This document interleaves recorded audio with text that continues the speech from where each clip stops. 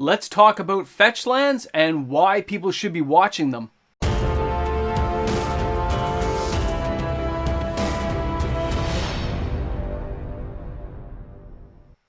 Are fetch lands about to make a rebound in price? Welcome back, everyone. MTG Moxman here, and thank you again for hanging out with me on the channel today. When we're talking about fetch lands, we have two sets, Allied and Enemy, starting back in Onslaught. If I show you guys this image here, you can see the Onslaught fetch lands. We've got Flooded Strand, Polluted Delta, Bloodstained Mire, Wooded Foothills, and Windswept Heath. And then that got followed up later on with the Zendikar fetch lands, which is Marsh Flats, Scalding Tarns, Veteran Catacombs, Arid Mesa, and of course we've got the Misty Rainforest. Now what I find interesting, as an older school player, when I first saw these, it wasn't in Onslaught because I wasn't playing at that time in Magic. It was in Zendikar, and they seemed unnecessary to me because I was playing with all the old dual lands. I didn't recognize how much the game had evolved at that point. In retrospect, I should have kept all the lands I got and not given them away to people. I know, looking back, that's kind of funny, but that's how I was. And since then, of course, I have built many decks that require fetch lands inside them, and so have many other players out there. And ever since Modern Horizons 2, and that same year we had Zendikar Rising, we had all those lands being put inside the box toppers, the prices got nuked. The market exploded, and that's where we got left off. The prices have never recovered since, but recent activity inside the secondary market, as well as things like TCG Player, eBay, local stores, there's a real shift in how some of these lands are being purchased. We'll go over some of those conversations today, and I hope players are watching these cards. If you needed some, you probably have hit the floor and you should grab them.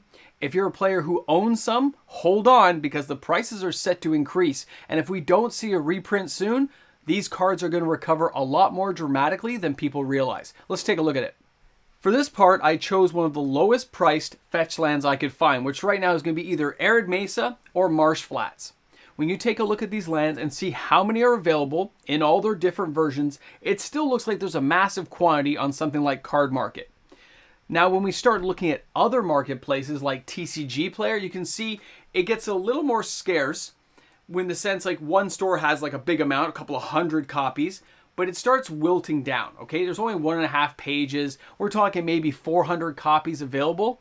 And then when you start shifting down even further to the local level of stores, you can see there's even fewer copies available in different storefronts. Depending on which store you're at here locally in Toronto or across Ontario or in the States, you're going to notice quite a few less. And that shows a lot of sales and strength. And when I reviewed things with the stores, I'll be honest, a few people have admitted they're still holding the fetch lands. They have not put them all up for sale. They put in certain chunks aside.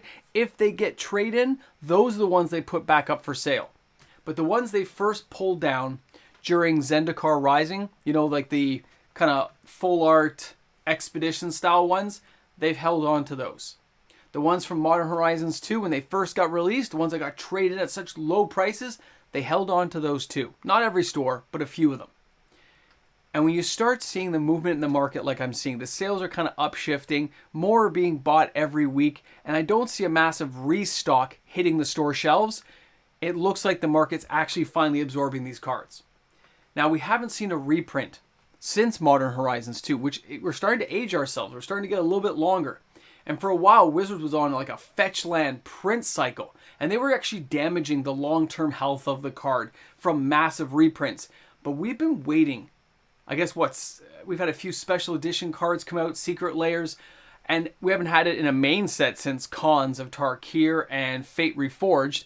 Only in specialty sets have we seen them come out. So what are we going to do? What's going to happen if they don't get a reprint again? The price will start to upshift as the market absorbs, and if FOMO comes around, which it could happen. Okay, all we see is a slight itch of a problem with a few extra sales. I don't see things exchanging in the marketplace, which means as they're being bought, it's not being restocked, you know, supply and demand. As the demand kind of stays steady, but the prices start to creep up because there's less supply available, FOMO could kick in and a whole bunch could get bought. I'm not telling you have to go out and buy these right now, but this seems to be the floor. So if you're a person who follows my card watch videos, this is a card you should be paying attention to if you don't have 4 of each. If you have 4 of each, play. What do you need after that? They never need to be rebought again after you have them. And we haven't seen prices this cheap in a very long time, basically since Konzatark here. I remember buying polluted deltas for $5-6 here in Canada. I made a killing buying and selling those on the secondary market and just hoarding thousands of them. It did really well for me and some friends I was working with at the time. We made a lot of money on it. But now that we haven't seen them come around and you see these card prices creeping up, this is where we have to be concerned, because Wizards could be purposely not reprinting to allow the price to upshift. And when it upshifts like this, that gives any product they create more value in the secondary market. It means if they printed them, let's just say in Commander Masters, and they add them in, them being at rare land cycle, each one being 10, 15, 20, 25, 30, 45, 50, all the way up to 60. I could keep going. Whatever price point those cards are going to be at, it's going to add a little bit of a cherry on top for anyone buying those products. Knowing that fetch lands are inside the rare slot, it attracts more of the buyers, because they know that if they don't get a major mythic, there's still a good chance. And most times Wizards has done this, that you get, 3 or 4 in a box. Although I know when we did Modern Horizons 2, I think we got what? I think I got 6 in one of the boxes for that. It was crazy to get that many, because they had the full art and the retro frame ones. It was pretty crazy. But it also keeps products a little bit of a certain price level, as we've seen with cons, because cons draft boxes could have 6 as well. It's kind of funny. Most times you got between 3 and 4, but you could get 6. And since we haven't seen it now for a couple of years, this is where we're at.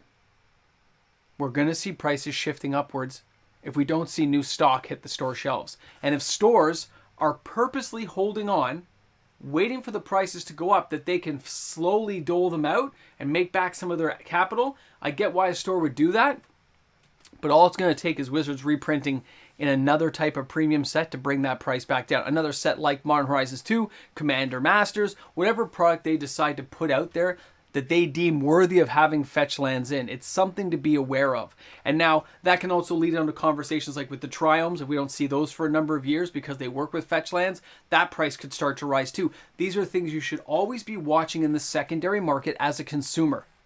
They always buy in the dip. Buy when it's low, sell when it's high.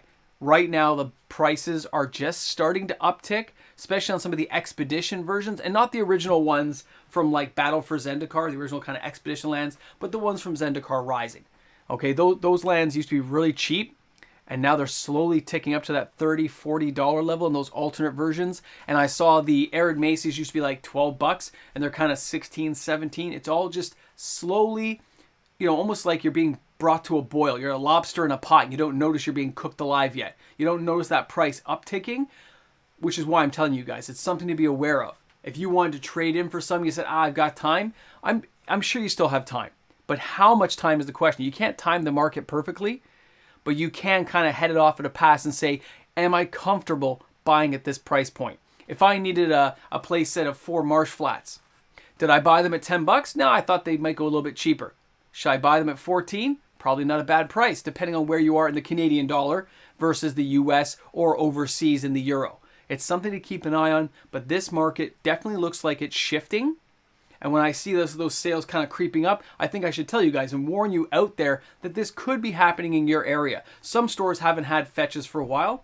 Others only have certain versions available because they don't have them all in stock, or they're keeping them quietly to the side, waiting for prices to rebound. And that rebound could finally be happening. It could be just what Wizards wants to have happen. They knew they overprinted it. They said, okay, take those off the books for a few years and let's wait and see. Knowing that it's a premium type of thing that people like to see inside the sets. So when they bring back the enemy fetch, then we're going to see prices, kind of come down on the secondary market, and they know that. So they may be waiting to those cards to hit the $70, $80 mark again before they reprint them. Something to keep an eye on. I thought everyone should know. Let me know your comments in the comments section. Thanks again for hanging out and allowing me to entertain you today. I hope you found this information useful. And of course, if you have any questions about where the sales are kind of happening and what volumes, you can just send me an email. I'll give you as much information as I can on certain ones that I've followed, and hopefully it'll help you guys out. Thanks a lot for hanging out today. I'll see you guys all tomorrow. Have a wonderful day in the world of Magic. And a big shout out and thank you to the fantastic patrons of MTG Moxman. Your continued support allows daily content to be created. Remember guys, it's an unsponsored channel. Patrons make all the difference, as well as my YouTube membership members. Thanks again everyone. It's all about the fetch. Remember that? Here you are at the end of the video. And yeah, we're still talking fetch lands because I still remember how useless they were and I used to give them away. How useless they were. I gave away so many Misty Rainforests. I don't know what I was thinking with Zendikar.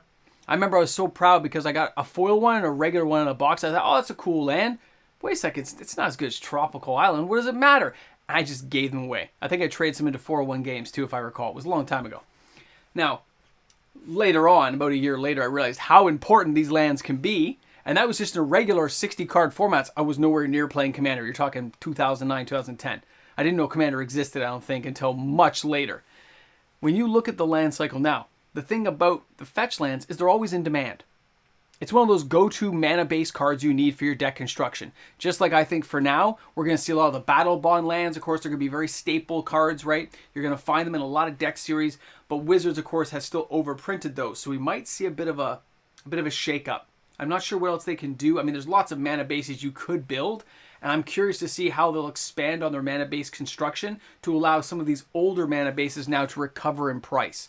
Because I don't think they intentionally want to devalue to that point. They know there's always a market for these cards, but they probably realized in Modern Horizons 2, trying to give people a lot of bang for their buck, that they probably overprinted them. I think they're aware of that now. When they gave out that many in a box, they could kind of dole these out a little bit harder, a little bit more difficult to get on the track printing, and keep the price a little bit higher, which I think, you know, benefits the company, and it makes players feel it's a little more prestigious, a little more flex. When you're like, yeah, I just got myself a, you know, the specialness. Specialness? Being special and opening up a fetch land may mean something again. I know in cons when I realized how valuable these were, and they were going so cheap because everyone thought they would just keep coming, and it was the last set to have them. And I mean, I have cons boxes still, but I remember opening, I think it was 6, 7 in one box. I'd have to look back with some friends, but I think it was 6 or 7. And some boxes had as little as 2. And I think I found, you know, later on when we had Fate Reforged, we got 1 or 2 in a box as well, which was kind of cool. You know what? It's a staple card. And after you have 4, you don't really have to worry about it. But hopefully people bought their 4 when they're cheap like this, because they're just starting to go up now. I hope people pay attention to that. All right. Anyway, I'm rambling. Thanks a lot for hanging out. Thanks for being here on the channel. You made it to the end. You go ahead. You deserve it. You made it to the end. You can put Necronomicon inside the comment section. And sometimes people don't know why I ask that. It's number 1, to see who made it that far in the video, which means I know the people who are making it to the end. But there might be other reasons too. I'm just not telling anyone. There's always secret reasons in this channel. Yeah, that's why you stick around to the end, because you never know.